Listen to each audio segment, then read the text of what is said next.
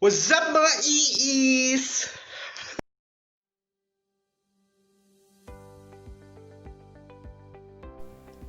Resistance welding. It is a liquid state welding method where the metal-to-metal joint can be formed within a liquid state or molten state. It is a thermoelectric process in which heat is generated at the edge planes of welding plates because of electric resistance, and the weld joint can be created by applying low pressure to these plates. This type of welding uses electric resistance to generate heat.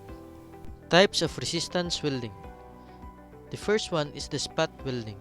Spot welding is the simplest type of welding where the work portions are held jointly below the force of anvil face. The second type of resistance welding is the seam welding.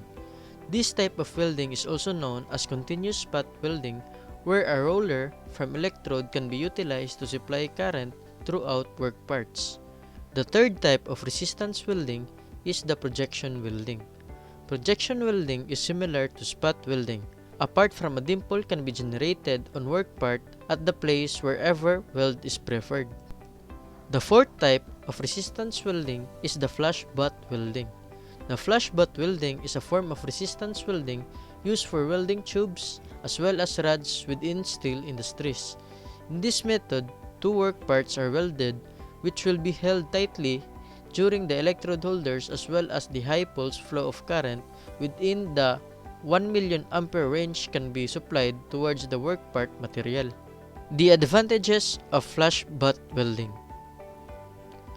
The disadvantages. The application of flush butt welding. Gas metal arc welding or GMAW. GMAW is a welding process in which a consumable metal electrode is used to produce the electric arc to join the metal pieces together in the environment of shielding gas. Shielding gas protects the weld from atmospheric contamination. Constant voltage, direct current power source is used to produce the arc. This process can be semi-automatic or automatic. It uses argon and helium as the shielding gas because these two are most economical and inert. The metal transfer in GMAW welding takes place in four primary ways, and these are globular, short-circuiting, spray, and pulse spray. Each method has its own characteristic properties, advantages, and corresponding limitations. The various equipment that is used in GMAW welding process are a welding gun, a wire feed unit, a welding power supply, a welding electrode wire, and a shielding gas supply. GMAW or MIG advantages. The disadvantages and GMAW application. Gas tungsten arc welding or GTAW. It is a process that uses a non-consumable tungsten electrode to form a weld. Most commonly, TIG or gas tungsten arc welding is used to weld thin sections of stainless steel, magnesium, aluminum, and copper alloys, but it can weld all types of metals. The main equipment used in TIG welding process is a welding torch, non-consumable tungsten electrode, a constant current welding power supply, a shielding gas source, it might be helium or argon. GTAW advantages. The disadvantages and GTAW applications.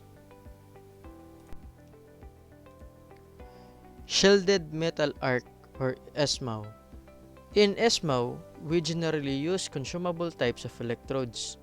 Consumable electrode means flux covered on the rod. Because of flexibility and simplicity, SMAW is the world's best welding process. It is dominant over other welding processes due to its low maintenance cost and efficiency. It is mostly used to weld copper, iron, aluminum, and nickel. Appliances required. The following appliances are required in the welding process. First is the efficient power supply. Second is an electrode. The electrode's requirement for SMAW is mainly dependent on the following factors: weld material, position of welding, weld properties. SMAW advantages. The disadvantages. SMAW applications. Other welding system. The flux cord arc welding or FCOW. Flux cord arc welding is a semi-automatic or automatic arc welding process. It requires continuously fed tubular electrode containing flux and a constant current welding power supply. FCOW uses a tubular wire that is filled with a flux. The arc is started from the electrode to the job. The flux which is filled in electrode melts during the welding process and shields the welded area from the atmosphere. Equipment: power source, wire feed motor, air and water cooled guns, shielding gases, and electrode. Two types of flux cord arc welding processes. The first one is the self-shielded FCOW without shielding gas. The flux agent in self-shielded FCOW is used in outdoor conditions where there is a chance that the wind may take away the shielding gas. The second type is the gas-shielded FCOW with shielding gas. The flux in gas-shielded FCOW provides a deoxidation of weld pool to a smaller degree as compared to self-shielded FCOW. FCOW advantages. Disadvantages. FCOW applications. Laser beam welding. Laser beam welding is a fusion welding process in which two metal pieces are joined together by the use of laser. The laser beams are focused to the cavity between the two metal pieces to be joined. The laser beam have enough energy, and when it strikes the metal pieces, it produces heat that melts the material from the two metal pieces and fills the cavity.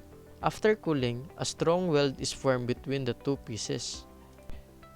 Main parts: laser machine, power source, computer-aided manufacturing, computer-aided design, and shielding gas.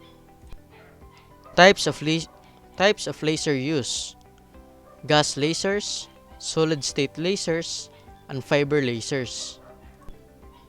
Advantages, disadvantages, and the application. Atomic hydrogen welding or AHW. It is an arc welding process that uses an electric arc between two tungsten electrodes in the presence of hydrogen.